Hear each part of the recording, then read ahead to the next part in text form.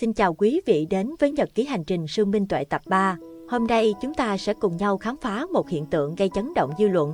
Sư Minh Tuệ, vị sư giản dị, nhưng lại sở hữu sức hút kỳ lạ, thu hút hàng ngàn người, gây ra cả những tranh luận nảy lửa. Từ cảnh tượng hàng ngàn người ngủ ngoài trời chờ gặp thầy, đến bí ẩn mùi trầm hương trên người ngài, chuyện chú bán vé số tình cờ gặp thầy trong quán nhậu hoang tàn, cho đến sự việc chủ cây xăng nổi da gà lúc 1 giờ sáng và những lời dặn dò kỳ lạ. Liệu có sự thật nào ẩn giấu sau những câu chuyện đầy huyền bí này? Sự việc hủy hoại tượng thầy Minh Tuệ, hành động thiếu tôn trọng hay sự khác biệt quan điểm? Và lời phân tích của vị bác sĩ nổi tiếng về lối sống của thầy, phản ứng gay gắt của anh giáo thủy và lời lên tiếng của luật sư, tiến sĩ. Thầy Minh Tuệ đã dặn dò điều gì về thọ giới và bài học đại hiếu? Tất cả sẽ được bật mí ngay sau đây. Hãy cùng giác ngộ đường đi tìm lời giải đáp và chiêm nghiệm một chân lý sâu sắc. Sự thanh tịnh đích thực không nằm ở vẻ bề ngoài, mà ở sự trong sáng của tâm hồn. Sáng ngày 13 tháng 11, hàng ngàn người ngủ qua đêm dành chỗ, chen chân đợi sư Minh Tuệ, cảnh tượng không thể tin nổi. Hàng ngàn người từ khắp nơi tập trung về đây để gặp mặt sư Minh Tuệ. Từ sáng sớm, những hàng dài xe kéo dài hàng cây số đã chật kín các con đường. Ai ai cũng mong muốn được nhìn thấy thầy trong khoảnh khắc hiếm hoi thầy thực hiện nghi lễ khất thực. Không khí tại đây tràn ngập sự trang nghiêm, bình yên và xúc động. Rất nhiều người đến từ đêm hôm trước, không quản mệt nhọc, chỉ để giữ vị trí gần nhất, hy vọng được nhìn thấy thầy từ xa.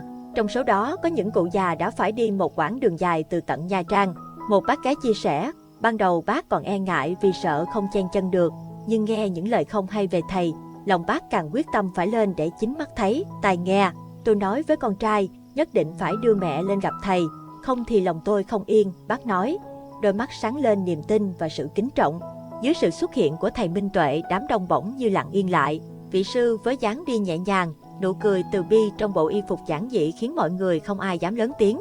Người ta chỉ đứng lặng, trân trọng nhìn ngắm, không ai lấn chen. Đứng đó, mọi người chia sẻ với nhau về những lời dạy của thầy. Anh Bình, một người hâm mộ của thầy, bày tỏ lòng ngưỡng mộ. Thầy nói rằng tài sản lớn nhất của đời người là sức khỏe, và sự giàu có thực sự là biết đủ, biết tự kiềm chế bản thân.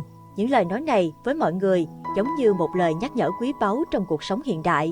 Có rất nhiều người đến đây không chỉ để gặp mặt, mà còn để cảm nhận sự an lành, bình yên trong tâm hồn mà thầy mang lại. Một thanh niên lần đầu đến Gia Lai xúc động nói, không ai ra lệnh, không ai bảo nhau phải giữ trật tự, nhưng mọi người tự giác và rất tôn trọng không gian chung. Mọi người đến với lòng thành kính, ngồi cùng nhau, dù không quen biết nhưng đều chung một tấm lòng.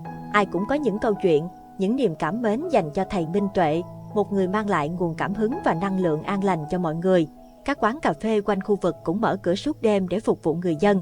Một chủ quán cười nói, thường giờ này tôi đóng cửa rồi, nhưng bà con chờ thầy đông quá, ai cũng nghiêm trang, tôi quyết định mở dù bán được hay không. Mọi người ngồi lại cùng nhau, nhẹ nhàng chia sẻ về thầy, không nói gì ngoài những điều tích cực. Người phụ nữ từ Nha Trang xúc động kể lại, cả đêm, tôi chỉ ngồi nhìn mọi người quanh mình, ai cũng chờ đợi, nhưng không có ai phàn nàn. Được ngồi gần để cảm nhận năng lượng bình yên từ thầy là tôi thấy an lòng rồi. Ngày hôm đó không chỉ có những người lớn tuổi mà còn có cả những bạn trẻ. Họ đến không vì vật chất, mà vì giá trị tinh thần vô giá mà thầy Minh Tuệ mang lại. Như anh Bình nói, thầy mang đến sự bình an trong tâm hồn mà tiền bạc không thể mua được. Những câu chuyện, ánh mắt và nụ cười của mọi người ngày hôm đó như là minh chứng rõ nhất cho sức hút và ảnh hưởng tích cực của thầy trong cuộc sống hiện đại. Buổi sáng 13 tháng 11 ấy ở Gia Lai thực sự là một khoảnh khắc kỳ diệu, nơi mà hàng ngàn người đồng cảm, chia sẻ cùng nhau trong niềm vui và sự an lành mà thầy Minh Tuệ mang đến. Chúng ta cùng giải mã một hiện tượng kỳ lạ và đầy thú vị về sư thầy Minh Tuệ, một người mà bất cứ ai có cơ hội tiếp xúc cũng đều ngạc nhiên bởi mùi hương trầm tỏa ra từ cơ thể của thầy. Điều đáng nói là thầy ít khi tắm rửa, nhưng không hiểu sao cơ thể của thầy lại mang mùi thơm thanh khiết như vậy, khiến ai cũng cảm nhận được sự nhẹ nhàng và an tịnh khi ở bên cạnh. Có lẽ trong thời đại hiện nay, thật may mắn khi chúng ta được chứng kiến một bậc chân tu như sư thầy Minh Tuệ. Những câu chuyện về thầy gợi nhớ đến hình ảnh Đức Phật Thích Ca Mâu Ni xa xưa, người đã từ bỏ mọi vật chất, sống một đời khổ hạnh và đạt được giác ngộ. Mặc dù thầy Minh Tuệ vẫn là một con người bình thường, nhưng linh hồn và tâm hồn của thầy lại toát lên một sự thanh cao, phi phàm nhờ vào quá trình tu hành, khổ hạnh và lòng từ bi vô lượng. Vì vậy, nhiều người dân và Phật tử luôn coi thầy là một bậc thánh nhân giữa đời thường. Dù điều kiện sống không mấy thuận lợi, thậm chí khi phải sinh hoạt giữa đám đông, ít có cơ hội tắm rửa, nhưng bất kỳ ai gặp thầy cũng đều nhận thấy một mùi hương trầm nhẹ nhàng tỏa ra từ cơ thể thầy. Đây là một điều rất lạ lùng, bởi lẽ người ta thường nghĩ rằng việc không tắm rửa thường xuyên sẽ dẫn đến mùi cơ thể khó chịu. Tuy nhiên, trong trường hợp của thầy Minh Tuệ, sự thanh tịnh của thầy dường như đã làm cho cơ thể không chỉ không có mùi hôi mà còn tỏa ra mùi hương dễ chịu, thanh khiết.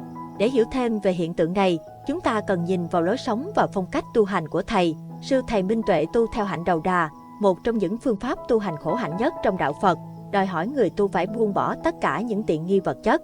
Thầy thường mặc y áo tự may từ những tấm vải nhặt được ven đường hoặc tại các nghĩa địa, ngủ ngồi dưới gốc cây hoặc nghỉ ngơi ở những nơi đơn sơ nhất.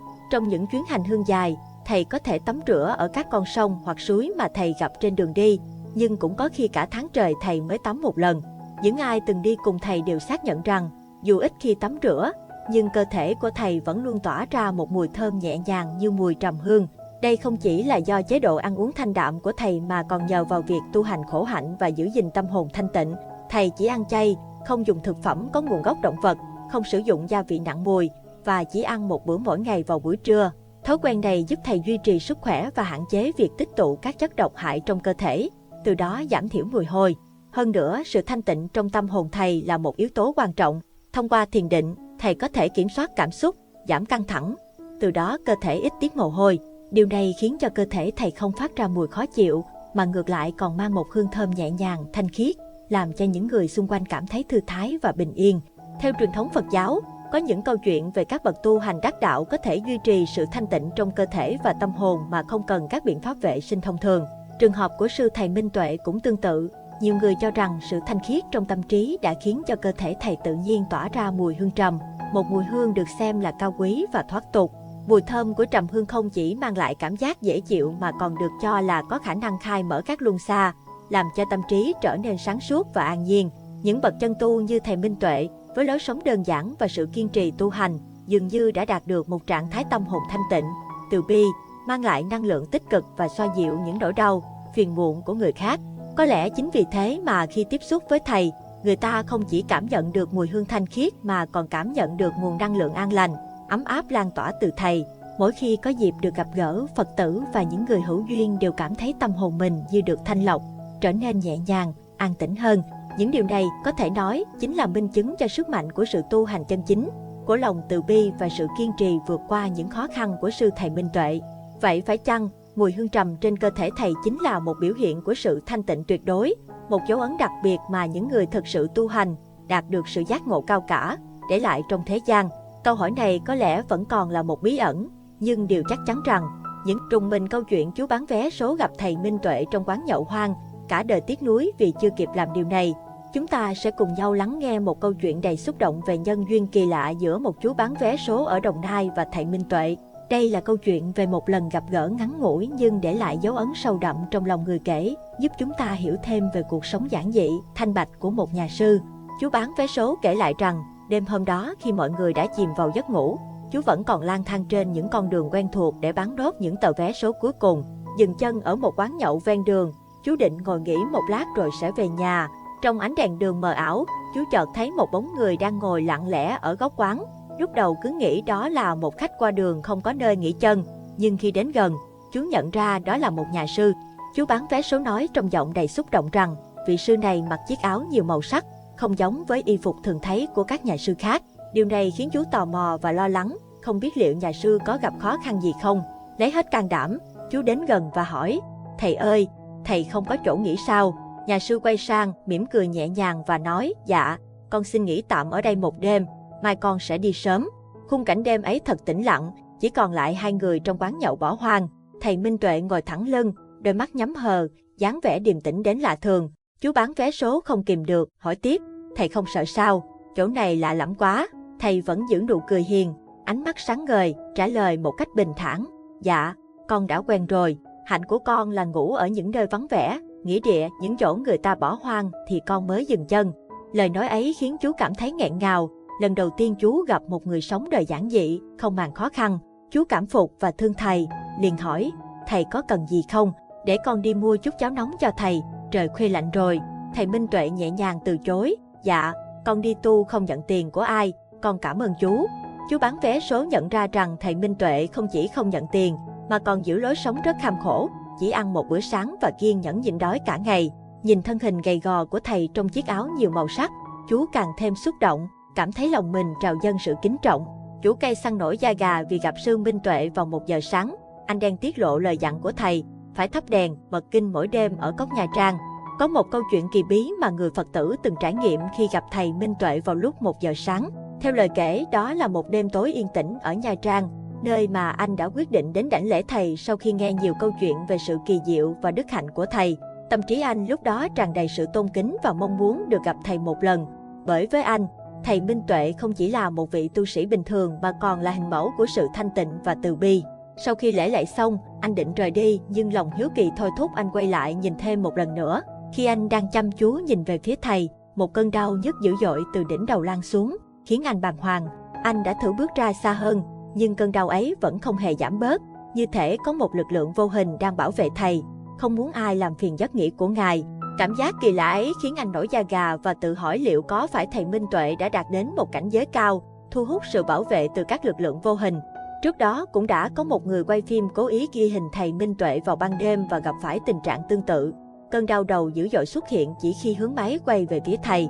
Một khi rời xa, cảm giác đó biến mất ngay lập tức. Điều này khiến nhiều người không khỏi thắc mắc liệu thầy có khả năng đặc biệt hoặc có những hộ thần bảo vệ bên cạnh. Một câu chuyện khác được kể lại bởi một người từng theo sát thầy ở Nha Trang cũng nhắc đến sự xuất hiện của 2 vị thần hộ pháp. Thầy Minh Tuệ từng chia sẻ với các nhân viên an ninh rằng khi ngài nhìn lên, chỉ thấy đôi chân của họ, còn gương mặt luôn ẩn hiện một cách bí ẩn. 2 hộ thần hộ pháp được cho là lực lượng bảo vệ, mang đến sự an toàn và che chở cho những người tu hành chân chính. Theo Phật giáo, hộ pháp là những vị thần bảo vệ chánh pháp, giúp đỡ người tu hành vượt qua những khó khăn và thử thách. Người ta tin rằng những ai giữ giới trọn vẹn, sống với tâm hồn từ bi và thanh tịnh sẽ thu hút được sự bảo vệ từ các vị thần hộ pháp. Hành giả đạt đến mức độ thanh tịnh sẽ phát ra một năng lượng đặc biệt, thu hút các hộ thần đến bảo vệ và che chở. Khả năng của thầy Minh Tuệ có thể nhìn thấy các vị thần hộ pháp không phải ai cũng sở hữu, là biểu hiện của sự tu hành đạt đến cảnh giới cao, nơi ngài có thể cảm nhận được sự hiện diện của thế giới vô hình. Trước khi rời Nha Trang về Gia Lai, thầy Minh Tuệ đã dặn dò một người đệ tử tên Đen một điều quan trọng. Thầy mong muốn anh giữ ánh sáng ấm áp tại cốc thiền trong suốt 1 tháng sau khi thầy rời đi. Thầy còn yêu cầu mở các bài kinh hàng ngày để nơi đây luôn vang lên âm thanh của lời Phật dạy, giữ cho không gian thiền tịnh luôn được bảo vệ và che chở. Những bài kinh thầy chỉ định là những bài kinh về hạnh đầu đà và kinh bi tiên vấn đáp, những giáo lý nguyên thủy mà thầy luôn suy ngẫm và thực hành. Việc này thể hiện lòng biết ơn của thầy với nơi đã che chở mình, đồng thời cũng là một cách hồi hướng công đức, giữ gìn sự linh thiêng của nơi tu hành. Câu chuyện về 2 vị thần hộ pháp bảo vệ thầy Minh Tuệ là minh chứng cho lòng chân thành và hạnh nguyện của người tu hành. Điều này nhắc nhở rằng sự tu tập không chỉ mang lại lợi ích cho bản thân mà còn thu hút sự hộ trì từ những lực lượng vô hình, giúp vượt qua mọi thử thách và gian nan trên con đường giác ngộ. Những người đã tiếp xúc và chứng kiến đều cảm nhận được một nguồn năng lượng đặc biệt lan tỏa từ thầy Minh Tuệ. Làn sóng phản ứng trước video hủy hoại tượng thầy Minh Tuệ, hành vi thiếu tôn trọng hay sự khác biệt quan điểm.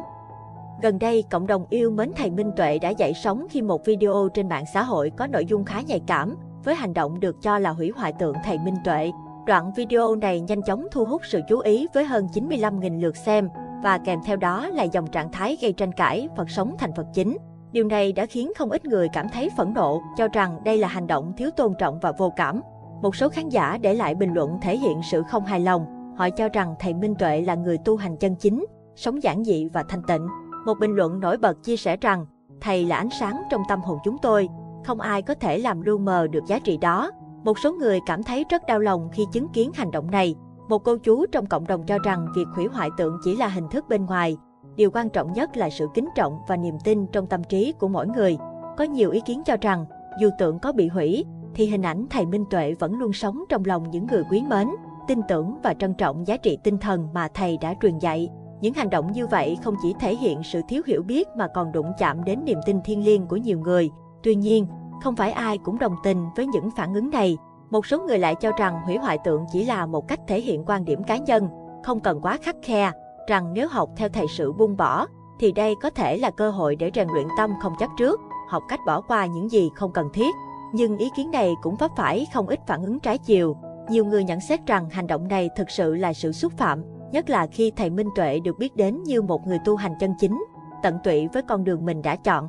Có người bình luận rằng, dù yêu quý hay ghét bỏ, thì việc hủy hoại tượng là không thể chấp nhận được, bởi đó là hành động thiếu tôn trọng, gây tổn thương đến những người đã dành nhiều tình cảm và niềm tin cho thầy.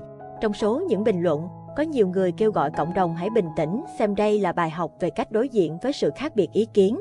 Một cư dân mạng chia sẻ rằng, dù người khác làm gì, lòng tu hành của thầy cũng không thể bị lay chuyển. Chúng ta nên nhìn nhận sự việc một cách bình tĩnh, đừng để cảm xúc chi phối. Điều này phản ánh cách tiếp cận cởi mở hơn, hướng đến sự thấu hiểu và hòa giải, tôn trọng những giá trị tinh thần mà cộng đồng đang gìn giữ. Sự việc đã gây ra nhiều tranh luận về cách thể hiện quan điểm trong xã hội hiện đại, khi mà sự khác biệt ý kiến ngày càng rõ nét. Nhiều người cho rằng thay vì chọn những hành động gây tranh cãi như vậy, chúng ta nên hướng đến những cách thể hiện quan điểm một cách văn minh, có sự tôn trọng và hiểu biết sâu sắc về văn hóa tâm linh. Một vị bác sĩ nổi tiếng nói về hai lý do thầy Minh Tuệ ở dơ nhưng vẫn sạch, điều mà nữ CEO không nhận ra. Gần đây, trong cộng đồng Phật tử và những người mến mộ thầy Minh Tuệ, một sự việc gây xôn xao khi một nữ CEO đã đưa ra những nhận xét thiếu chuẩn mực về thầy. Những lời nói này không chỉ khiến nhiều người phản ứng gay gắt mà còn gây ra những ý kiến trái chiều bởi sự thiếu tôn trọng dành cho một người tu hành nổi tiếng với lối sống giản dị, thanh tịnh. Sau sự việc, rất nhiều chuyên gia, bao gồm các bác sĩ, luật sư và nhà báo, đã lên tiếng bảo vệ thầy. Đặc biệt, bác sĩ Phan Xuân Trung, một chuyên gia y khoa có uy tín tại thành phố Hồ Chí Minh, đã đưa ra những phân tích chuyên môn để giúp cộng đồng hiểu rõ hơn về giá trị cốt lõi của một người tu hành qua góc nhìn y học. Theo bác sĩ Trung, những nhận xét về vấn đề vệ sinh cá nhân của thầy Minh Tuệ thật sự không có cơ sở. Ông cho rằng, việc không thường xuyên tắm gội hay đánh răng chỉ là một khía cạnh rất nhỏ của sức khỏe, và điều quan trọng hơn cần nhìn vào chính là lối sống và chế độ ăn uống của một người. Hai yếu tố này ảnh hưởng trực tiếp đến cơ thể, từ đó quyết định mức độ sạch hay dơ từ bên trong. Đầu tiên, bác sĩ Trung đã giải thích về lối sống thanh đạm và chế độ ăn uống của thầy Minh Tuệ. Thầy chỉ ăn một bữa trong ngày, chủ yếu là rau, trái cây và nước lọc, nên cơ thể của thầy ít tích tụ chất thải và độc tố so với những người ăn nhiều thịt và thực phẩm chế biến sẵn. Theo y học, các loại thực phẩm như thịt cá khi phân hủy trong cơ thể sẽ tạo ra nhiều chất thải nặng mùi. Ngược lại, người có chế độ ăn thuần chay như thầy Minh Tuệ sẽ ít gặp phải vấn đề này hơn, bởi vì cơ thể họ không bị tích tụ nhiều độc tố. Bác sĩ Trung cũng đề cập đến khía cạnh thanh tịnh từ nội tâm của người tu hành. Đối với thầy Minh Tuệ, lối sống thanh đạm không chỉ là lựa chọn về sức khỏe mà còn là biểu hiện của sự tu tập và khổ hạnh. Nhiều trường hợp người tu hành sau khi qua đời, thi thể không bị phân hủy mà vẫn giữ nguyên trạng thái nhục thân bất hoại, một minh chứng cho sự thanh tịnh từ bên trong. Khi sống thanh đạm, cơ thể không phải chịu tác động từ các thực phẩm nặng mùi hay độc tố, từ đó giúp duy trì sự tinh khiết cả bên trong lẫn bên ngoài. Ngoài yếu tố vệ sinh, điều quan trọng hơn chính là phẩm chất và nội tâm của một người.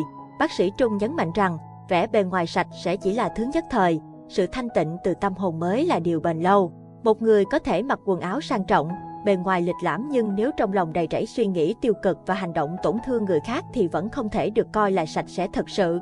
Ngược lại, dù có vẻ ngoài đơn giản, không chú trọng, nhưng nếu tâm hồn thiện lương và trong sáng thì đó mới là điều đáng quý.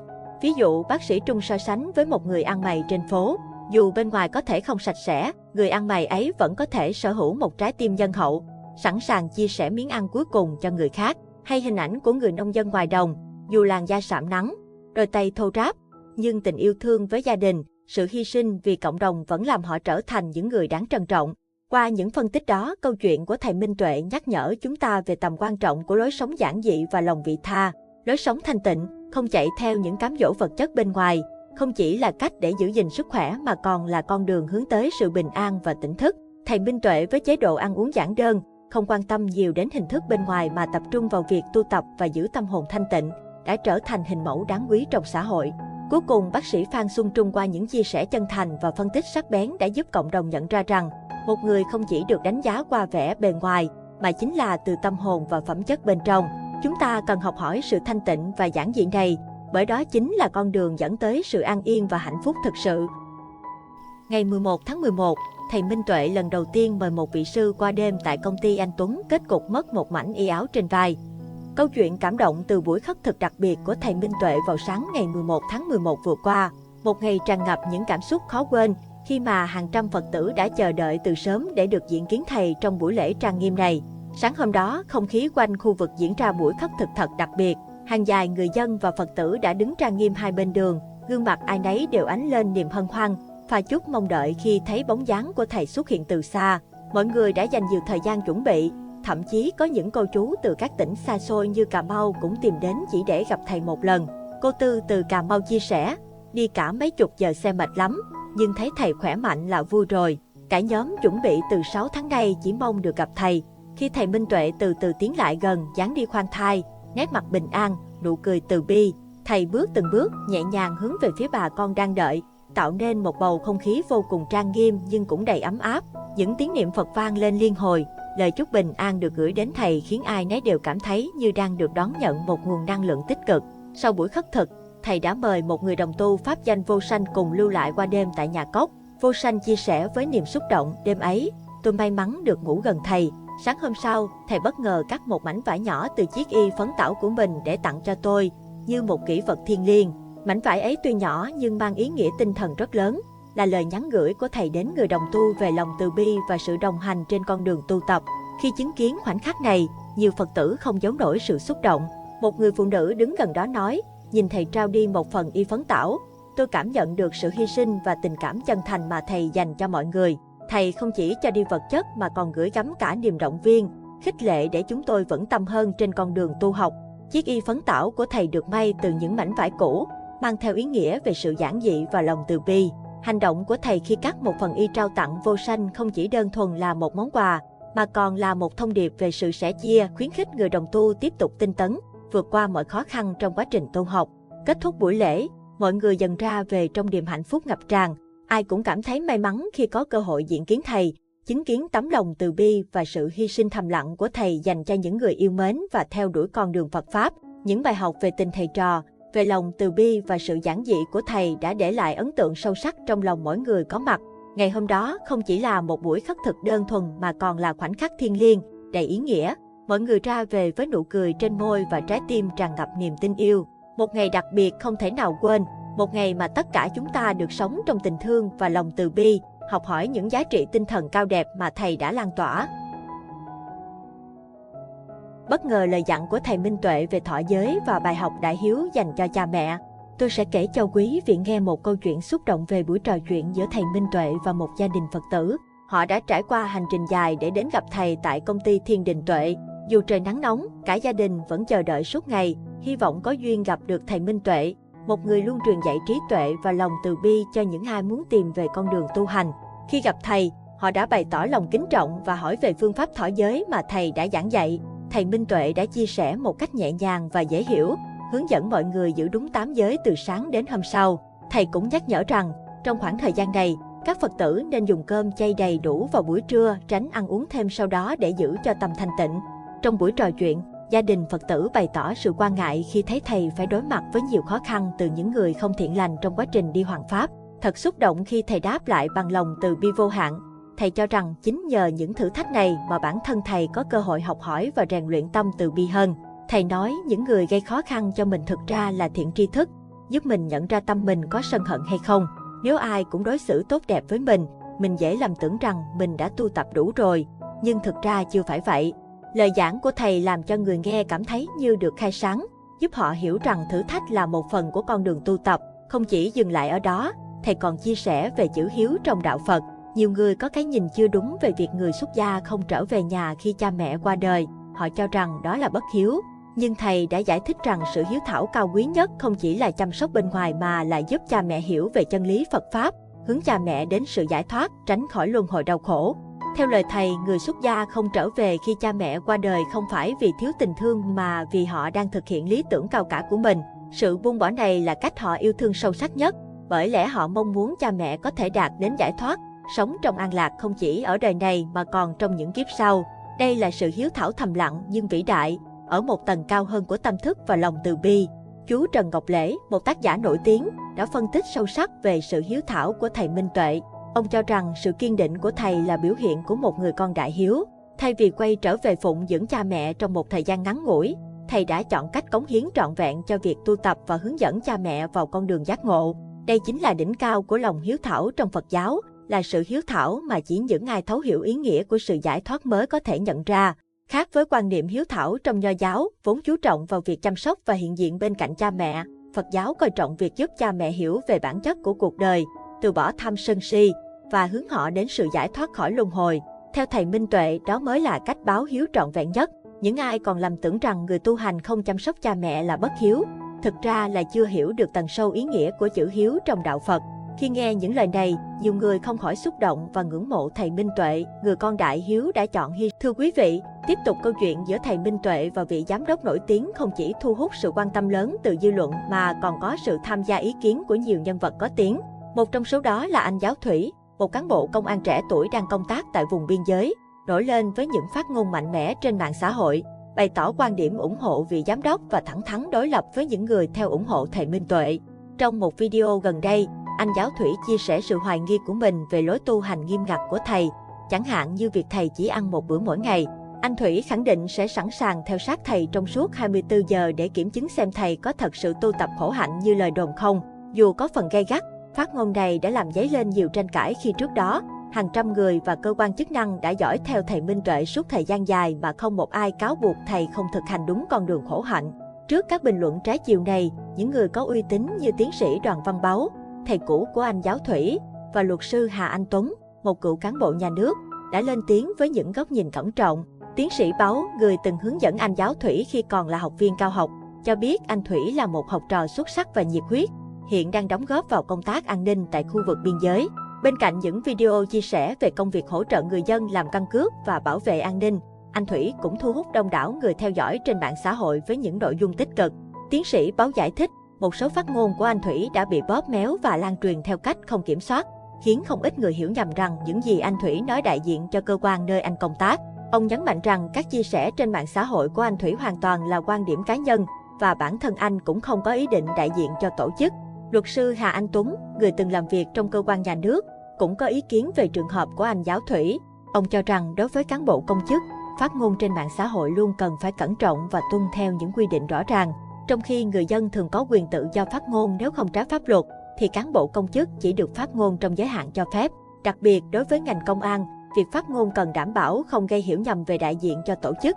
Luật sư Tuấn lưu ý rằng, dù một cán bộ có chia sẻ dưới tư cách cá nhân và không nhắc đến cơ quan mình, công chúng vẫn có thể lầm tưởng đó là quan điểm chính thức của tổ chức. Việc này càng nhạy cảm khi cán bộ công an như anh Giáo Thủy phát biểu về các vấn đề xã hội phức tạp. Theo luật sư, nếu phát ngôn của cán bộ gây phản ứng trái chiều, cơ quan chủ quản sẽ thực hiện kiểm tra, và nếu phát ngôn có nội dung sai lệch, cán bộ có thể chịu kỷ luật, ảnh hưởng lớn đến sự nghiệp. Tiến sĩ Báu và luật sư Tuấn hy vọng công chúng có cái nhìn khách quan hơn về trường hợp của anh Giáo Thủy, nhận ra rằng những ý kiến cá nhân đôi khi có thể bị lợi dụng để thổi phồng tranh cãi không đáng có. Bản thân anh Giáo Thủy là một người làm công tác an ninh nhiệt huyết và có nhiều đóng góp tích cực cho cộng đồng. Tuy nhiên, trong thời đại mạng xã hội phát triển mạnh mẽ, phát ngôn của cán bộ nhà nước cần đặc biệt thận trọng để tránh gây hiểu lầm cho người dân và ảnh hưởng đến uy tín của tổ chức. Và câu chuyện về sư Minh Tuệ vẫn tiếp tục, không chỉ là những điều huyền bí, những tranh luận trái chiều, mà còn là nguồn cảm hứng, là bài học về lòng từ bi, sự giản dị và sức mạnh của tâm hồn thanh tịnh. Liệu những điều kỳ lạ xung quanh Ngài chỉ là hiện tượng tự nhiên hay ẩn chứa một thông điệp sâu xa hơn về con đường tu tập? Liệu sự khác biệt về quan điểm có thể dung hòa hay sẽ mãi là một cuộc tranh luận không hồi kết? Câu trả lời có lẽ mỗi người chúng ta đều sẽ có một câu trả lời riêng. Giác Ngộ Đường chỉ mong muốn chia sẻ những câu chuyện để mỗi người tự mình chiêm nghiệm, tìm ra chân lý của riêng mình. Hãy nhớ, con đường giác ngộ là con đường của sự tự khám phá. Bạn nghĩ sao về những câu chuyện này? Bạn tin vào những điều kỳ diệu hay chỉ đơn thuần là sự trùng hợp? Hãy để lại bình luận của bạn bên dưới, cùng Giác Ngộ Đường chia sẻ những suy nghĩ và cảm nhận. Và đừng quên nhấn nút đăng ký và bật chuông thông báo để không bỏ lỡ những video mới nhất từ Giác Ngộ Đường, nơi chúng ta cùng nhau tìm kiếm sự giác ngộ trong cuộc sống. Hãy cùng nhau lan tỏa những giá trị tích cực và góp phần làm cho thế giới này tốt đẹp hơn.